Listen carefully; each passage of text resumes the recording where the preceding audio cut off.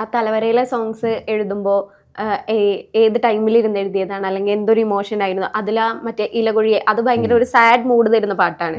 അപ്പൊ മുത്ത് എന്തെങ്കിലും സാഡ് മൂഡിൽ ഇരിക്കുമ്പോ എഴുതിയ പാട്ടാണോ അത്? ഇപ്പൊ ഓരോ അതിന്റെ പിന്നിൽ എന്തെങ്കിലും സ്റ്റോറി ഉണ്ടോ? ഉണ്ട്. അത് ആ സ്റ്റോറി അല്ല, ഒരു സിനിമ അല്ലെങ്കിൽ ഒരു ഇൻഡിപെൻഡൻറ്റ് സോങ് എന്തോ ആവട്ടെ, നമുക്ക് അതിന് തരുമ്പോൾ അവരുടെ അടുത്ത് ഒരു തീം ഉണ്ടാവും. അപ്പം ആ തീമിലെ ക്യാരക്ടേഴ്സ് എന്താണ്, അവർക്ക് എന്താണ് സംഭവിക്കുന്നത് എന്ന് മനസ്സിലാക്കി നമ്മൾ അവരായി മാറിയിട്ടായിരിക്കും എഴുതുന്നത്. അപ്പോൾ പിന്നെ അവരുടെ ഫീലിങ്സ് ആയിരിക്കും ഇതിൻ്റെ അകത്തുണ്ടാവും. അങ്ങനെ എഴുതിയതാണ് ഇലകുഴി. അങ്ങനെ എഴുതുന്നത് തന്നെയാണ് എല്ലാം അങ്ങനെ എഴുതുന്നതാണല്ലോ. Okay okay. ഈ ഇലകുഴി എന്തായാലും ട്രെൻഡിങ് ആണ്, ഒന്ന് പാടാവോ? എനിക്കത് കറക്റ്റായിട്ട് പാടാൻ അറിയില്ല, എന്നാലും ഞാൻ ശ്രമിക്കാം. Okay okay.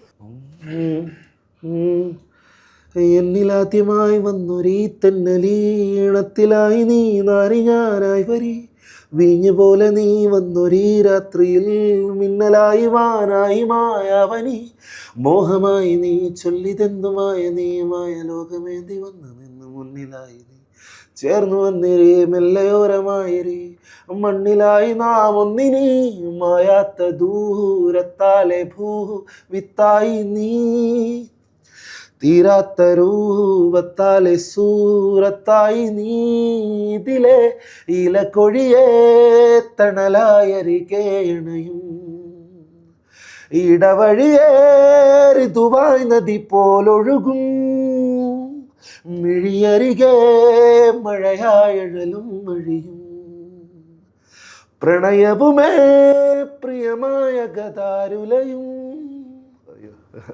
തൊണ്ട പോണുണ്ട്, ക്ഷമിക്കുക, അത്രേ ഉള്ളൂ. കൊള്ളാം കൊള്ളാം. ഈ പാട്ട് ട്രെൻഡിങ് ലിസ്റ്റിൽ വന്നതിന് പിന്നാലെ ആരുടെ ഒക്കെ അപ്രിസിയേഷൻ കിട്ടിയിട്ടുണ്ടായിരുന്നു? ആരൊക്കെ വിളിച്ചിട്ടുണ്ടായിരുന്നു? കുറെ പേര് വിളിച്ചായിരുന്നു, കുറെ ആൾക്കാർ വിളിച്ചു. അതിനകത്ത് ജെയ്ക്സ് ഏട്ടൻ പറഞ്ഞിരുന്നു പാട്ട് ഇഷ്ടപ്പെട്ടു, എന്നിട്ട് അദ്ദേഹം അടുത്ത പ്രൊജക്ടുകളെ പറ്റി സംസാരിച്ചു. പിന്നെ കുറെ പേര് അപ്രിസിയേറ്റ് ചെയ്തു, ഏകദേശം എന്നെ അറിയാവുന്നവരൊക്കെ. ഫിലിം ഇൻഡസ്ട്രിന്ന് വന്ന റെസ്പോൺസ് ഒരുപാട് വന്നിരുന്നു. മുമ്പ് വർക്ക് ചെയ്ത പടങ്ങളുടെ ഡയറക്ടേഴ്സും പ്രൊഡ്യൂസേഴ്സും ഒക്കെ. ഇനി മുത്തുവിന്റെ ഫ്യൂച്ചർ പ്രൊജക്ട് എന്താണ്, പ്ലാൻസ് എന്താണ്? ഇനി ബേസിക്കലി ഞാൻ പാട്ടുകാരനല്ല, എന്ന് പറഞ്ഞാൽ പാട്ട് പാടുന്ന ആളല്ല. പാട്ട് എനിക്ക് ഇങ്ങനെ എല്ലാ സോങ്ങും പാടാൻ, ഞാൻ ഈ പാട്ട് ഉണ്ടാക്കാൻ തന്നെ ഒരു കാരണമുണ്ട്. ഞാൻ ഈ പള്ളിയിൽ പഠിച്ചിരുന്നു എന്ന് പറഞ്ഞില്ലേ, അപ്പോൾ ആ സമയത്ത് മതപരമായിട്ടുള്ള മ്യൂസിക് പരിപാടികളുണ്ട്. എൻ്റെ അടുത്ത് വാദ്യോപകരണങ്ങളൊന്നും ഉണ്ടാവില്ല. ഈ ഖസീദത്തുൽ ബുർദ എന്നൊക്കെ പറഞ്ഞുള്ള അങ്ങനെ കുറച്ച് അറേബ്യൻ പരിപാടികളുണ്ട്. അപ്പോൾ ഇതൊക്കെ ചെയ്യുന്ന സമയത്ത് ഞാൻ നല്ല രീതിക്ക് അവഗണിക്കപ്പെട്ടിരുന്നു. എന്ന് പറഞ്ഞാൽ അത് പാടുക എന്നുള്ളതേ ഉള്ളൂ.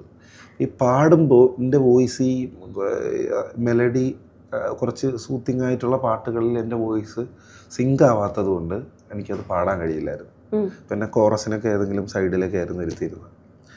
അപ്പോൾ എനിക്ക് എല്ലാ പാട്ടും മ്യൂസീഷ്യൻസ് കമ്പോസ് ചെയ്ത് വെച്ചിരിക്കുന്ന പാട്ട് എനിക്ക് അതുപോലെ ഒരിക്കലും പാടാൻ കഴിയില്ല എന്നുള്ള തോന്നലിലാണ് എനിക്ക് പാടാനുള്ള പാട്ട് ഞാൻ തന്നെ കമ്പോസ് ചെയ്ത് ചെയ്യാന്നുള്ള ചിന്തയിലോട്ട് എത്തിയത്. അപ്പോൾ ഞാൻ കമ്പോസ് ചെയ്യുന്ന പാട്ടുകൾ എനിക്ക് ഈസി ആയിട്ട് പാടാൻ പറ്റും. പക്ഷേ ഇപ്പോൾ കിളി കമ്പോസ് ചെയ്ത്, അപ്പോൾ ഞാൻ എഴുതിയ പാട്ടുകളായാലും ശരി തന്നെ എനിക്കത് കൃത്യമായി പാടാൻ കഴിയില്ല. അങ്ങനൊരു സബ്ബോട്ട്.